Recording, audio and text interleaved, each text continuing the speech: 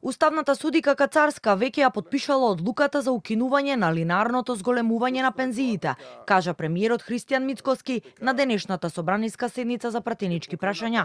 Според него, со ваквата одлука ќе се нанесе неправда на пензионерите, а над 70% од нив, како што рече, ќе земаат помала пензија.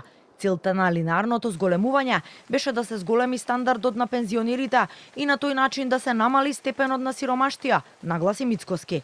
Последните информации се дека веќе одлуката е донесена, дека е потпишана од нејзина страна и дека пензионерите веќе нема да добиваат линеарно зголемување на пензиите, туку согласно процентите утврдени по законот кој што претходно важеше. И тоа само за информација подразбира дека 70% од пензионерите ќе добиваат помала пензија од следниот месец.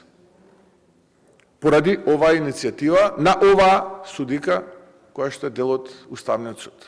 Реагира од Уставниот суд. Преку соопштение велат дека конечна одлука за последното линарно зголемување на пензиите од 2000 денари не е донесена.